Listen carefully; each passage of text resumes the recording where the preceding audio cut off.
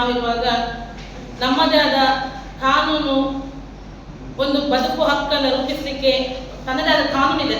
ಆ ಕಾನೂನು ಸುವ್ಯವಸ್ಥೆಯಲ್ಲಿ ಯಾವುದೇ ವ್ಯಕ್ತಿ ಒಂದು ಸಂಸ್ಥೆಯನ್ನ ನಿರ್ವಹಿಸಿಕೊಂಡು ಬರುವಾಗ ಅದರಲ್ಲಿ ಸಂಘ ಸಂಸ್ಥೆ ಒಂದು ಬಯಲುದ ನಿಯಮಾವಳಿಗೆ ಸಂಬಂಧಪಟ್ಟ ಹಾಗೆ ಕಾರ್ಯವನ್ನು ನಿರ್ವಹಿಸತಕ್ಕದ್ದಾಗಿರುತ್ತದೆ.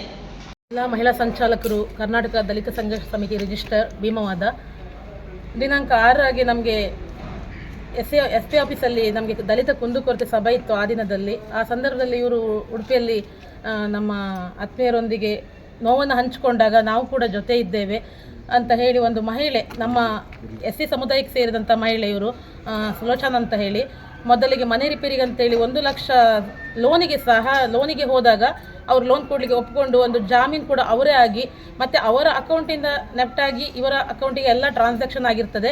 ಮತ್ತು ಮರುಪಾವತಿ ಕೂಡ ಅವ್ರ ಹತ್ರ ಎಲ್ಲ ರಿಸಿಪ್ಟ್ ಕೂಡ ಇದೆ ಮರುಪಾವತಿ ಆಗಿದ್ದು. ಬಡ್ಡಿ ಅಂತ ಹೇಳಿ ಒಂದು 2-3 ಲಕ್ಷ ಎಕ್ಸ್ಟ್ರಾ ತೊಗೊಂಡಿರ್ತಾರೆ. ಮತ್ತೆ ಕೂಡ 7 ಲಕ್ಷ ಬೇಕು ಅಂತ ಹೇಳಿ ಮನೆಗೆ ಬಂದು ಮನೆಯಲ್ಲಿ ಅಕ್ರಮ ಪ್ರವೇಶ ಮಾಡಿ ಒಂದು ಮಹಿಳೆಗೆ ಹೇಳಬಾರ್ದ ಮಾತು, ಒಂದು ನೀನು ನನ್ನ ಜೊತೆ ಬರ್ತೀಯಾ, ಇಲ್ಲ ನಾನು ನಿನಗೆ ಹಿಜಿಡಾದವರು ಮಂಗಳಮುಖಿಯರನ್ನ ಕಳಿಸ್ಕೊಡ್ಬೇಕನ್ನುವಂಥ ಮಾತು ತುಂಬ ಶೋಷಣೀಯವಾಗಿದೆ.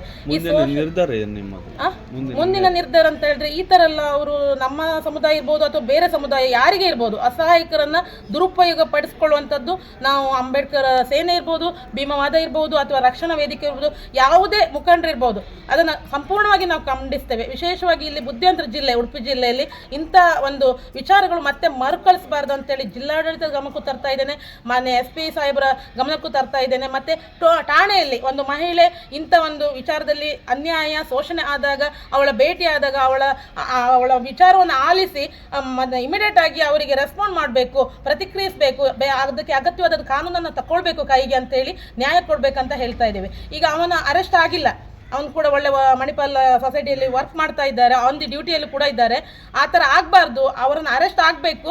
ಮತ್ತು ಇನ್ನು ಅವರ ಬಯಲೋದಲ್ಲಿ ಸಹಕಾರಿ ಸಂಘ ಸಂಸ್ಥೆ ಬಯಲು ಏನು ಹೇಳ್ತದೆ ಆ ನಿಯಮಾವಳಿ ಪ್ರಕಾರವೇ ಅವರು ಕಾರ್ಯನಿರ್ವಹಿಸಬೇಕು. ಸಹಕಾರಿ ಸೊಸೈಟಿ ಬರೋದು ಯಾವುದೇ ಇರ್ಬೋದು, ಆ ನಿಯಮ ಮೀರಿ ಹೋದಾಗ ಅವರಿಗೆ ಒಂದು ಕಾನೂನು ಅನ್ನುವಂಥದ್ರ ಮೂಲಕ ಉತ್ತರ ಕೊಡಲೇಬೇಕು.